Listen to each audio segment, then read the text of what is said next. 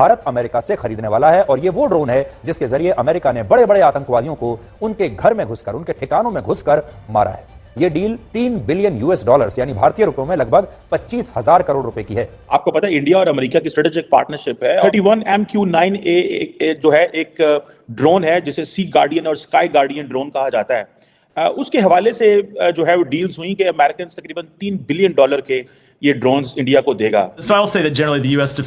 India defense partnership has seen significant growth over the past decade. This is a proposed sale that was announced during Prime Minister Modi's visit last year. We believe it offers significant potential to further advance strategic technology cooperation with India and military. Meanwhile, in a major boost for India's military infrastructure, the government has reportedly approved the purchase of U.S. long-range drones. Washington DC के अंदर एक concern मौजूद है, बढ़ता हुआ influence of Indian diaspora और भारत का उभरती हुई इकोनॉमी, भारत का मसल फ्लेक्स करना, भारत का कॉन्फिडेंस शो करना अपने रीजन में। बनोमी बनती है, एक भाईचारा बनता है, and that is the aim of a military. बहुत बड़ी बड़ी डील सामने आ रही हैं जिसमें ड्रोन्स डील कही जा रही है। एक ऐसा विजिट, क्या इससे पहले तो ये सोचा नहीं जा सकता था कि एक कंट्री के साथ एक विजिट से पहले इतने बहुत सारे कोई कंट्री जो है मुआहदे कर सकता है? आप मिलिट्री डिप्लोमेसी के तहत हमारे फॉर्मर चीफ जा रहे हैं, करंट चीफ जा रहे हैं, मिल रहे हैं लोगों से, बातचीत कर रहे हैं और अपने आप को इंटीग्रेट करने की कोशिश कर रहे हैं दुनिया में कि लेटेस्ट प्रैक्टिसेस क्या है। ये सब जो है ना, दिस इज वेरी इंपॉर्टेंट। ये बहुत ज्यादा इंपॉर्टेंट है दोस्तों। इस नजरिए से इंपॉर्टेंट है कि अब दुनिया आपका लोहा मानती है। आज अमेरिका से भारतीय डायस्पोरा चाहे तो मिनटों स्किंटों में इनको फारग कर देगा। मैं उनकी डेली बेस पे स्ट्रेंथ देखता हूं चीमा साहब वॉशिंगटन डीसी के अंदर भारतीय डायस्पोरा की।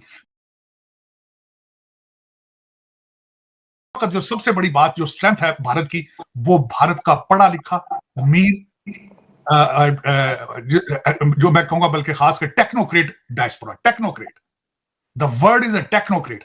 आज अमेरिका से भारतीय डायस्पोरा चाहे तो मिनटों स्किंटों में इनको फारग कर देगा।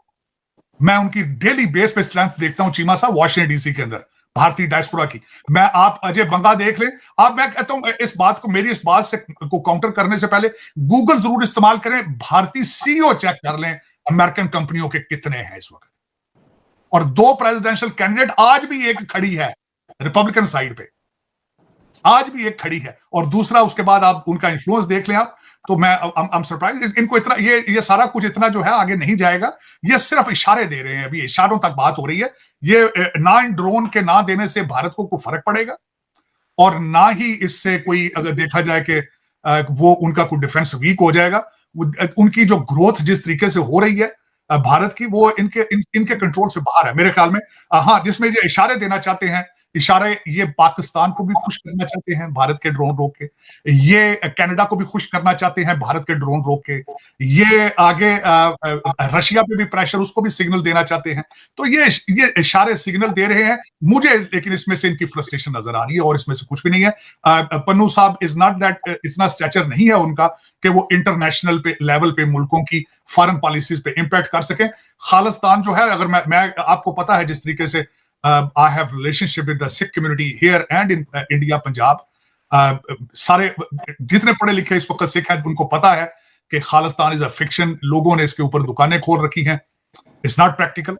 इस तरह कभी ना मुल्क टूटे हैं ना कभी मुल्क बने हैं, लेकिन ये कि इस पे कई लोगों की रोटियां चल रही हैं और वो चला रहे हैं। मेरे ख्याल में ये एक अमेरिकन फ्रस्ट्रेशन की जो आज खबर आई है, इसमें भी कोई हकीकत नहीं है और ना इसकी भारत के ऊपर इसका कोई असर पड़ेगा। लेकिन अब वो दौर नहीं रहा। अब वो, जिस तरह मैंने आपको अर्ज किया है, भारत की इकोनॉमी, भारत के सोर्सेज, रिसोर्सेज, और मैंने आपको अर्ज किया था पहले चीमा साहब, जब आपके पास ये सारी चीजें, ताकत आती है, जब हुसन आता है, वो नजाकत खुद ब खुद आ जाती है उसके साथ, and that's the result of it, and I am pleased what they are enjoying, matter fact. और मैं, अफसोस है क्योंकि आई एम एन अमेरिकन, कि America is losing grip on it. अब जिस तरह मैंने आपको अर्ज किया है कि इराक के अंदर जंग इन्होंने लड़ी, $8 ट्रिलियन मेरे जैसे लोगों का खून पसीना इन्होंने वहां जाया किया, और आज इराकी इनको कह रहे हैं कि get the hell out of here. 2500 अपने वो बच्चे उठाओ तो भागो यहां से। जिस तरीके से पठान भाइयों ने इन्होंने जूते मार के निकाला है फॉल ऑफ काबुल, आपका क्या ख्याल है कि कोई सिक्कत रखते हैं कोई दुनिया में करने की? आपका क्या ख्याल है किसी कंट्री को थ्रेट देने की सलाहियत रखते हैं? रेड सी के अंदर होती क्या है? वो खोते तो फिर रहे, जो होती कौन है? वो डंकीज पे फिर रहे हो।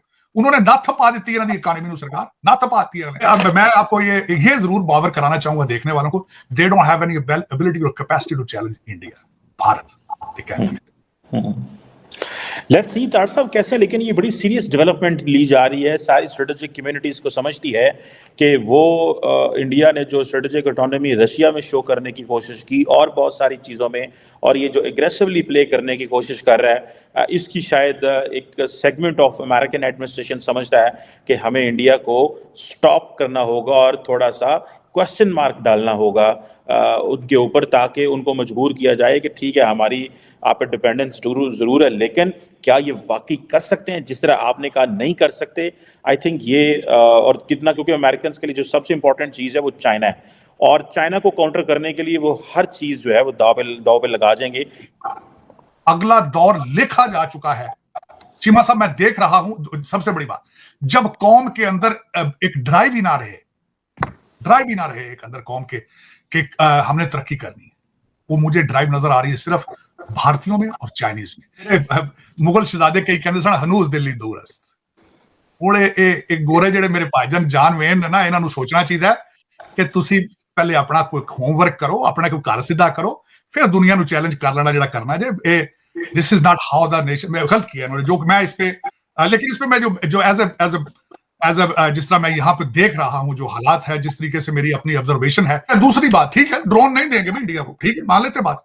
चीमा साहब ड्रोन बना के नहीं बेचेगा, बोइंग तो पकौड़े बेचेगा, गाड़ी तो ये बना नहीं सकते, साइकिल ये बना नहीं सकते, सारे चाइना से बन के आते हैं। इनके पास यहाँ पे अपना डिफेंस मिलिट्री इंडस्ट्रियल कॉम्प्लेक्स के अलावा दूसरी चीज क्या जो बना सकेंगे, इसका भी पूछना हूं। दवाइयां भी सारी इन्होंने इंडिया से बनवानी शुरू कर दी, हर चीज तो बाहर से बन के आ रही है। स्वाय मिसाइल के ये F-16 के स्वाय, इनके बोइंग के, तीसरी प्रोडक्ट इनके पास कौन सी है बेचेंगे दुनिया को, खाएंगे कहां से ये?